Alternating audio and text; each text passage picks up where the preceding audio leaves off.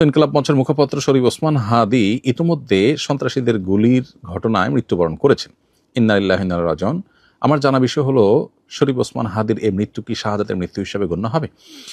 প্রিয় দর্শক, কোনো মানুষের মধ্যে যদি আল্লাহর সন্তুষ্টি লাভের আশায় মানুষের কল্যাণ সাধনা, ইনসাফ প্রতিষ্ঠা করা, মুসলিম মিল্লাতের চেতনা ধারণ করা এবং মানুষের অধিকার আদায় করার মানসিকতা থাকে এবং সেটার জন্য তিনি যদি লড়ে যান, সংগ্রাম করে যান, এমত অবস্থা যদি তার এই চেতনার কারণে তিনি আক্রমণের শিকার হন এবং মারা যান, সন্দেহাতীতভাবে তিনি শাহাদাতের মর্যাদা লাভ করবেন ইনশাআল্লাহ তাআলা।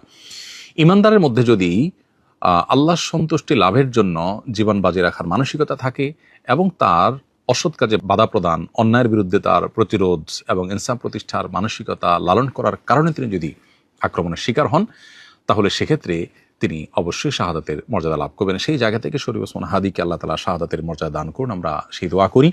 আর এমনিতেই নবী সাল্লাল্লাহু আলাইহি ওয়াসাল্লাম বলেছেন, মান কুতিলা দুনা দামিহি ফাহুয়া শাহীদ। যে ব্যক্তি কারোর হাতে খুন হয়েছে, জীবন রক্ষা করতে গিয়ে তার জীবন খুন হয়েছে, অর্থাৎ সাধারণ ধস্তাধস্তিতে অথবা কোনো ডাকাতের হাতে মারা গেছে, সেও শাহাদাতের মর্যাদা লাভ করেন। তাহলে সেক্ষেত্রে দ্বীনের কথা বা মুসলিম মিল্লাতের কথা বা মুসলিম চেতনার কথা বা ইনসাফের কথা বা মানুষের অধিকারের কথা যদি কেউ বলতে যান মুসলিম হয়ে এবং আল্লাহর কাছ থেকে যদি বিনিময়ে আশা করেন, তাহলে তিনি অবশ্যই শাহাদাতের মর্যাদা লাভ করবেন।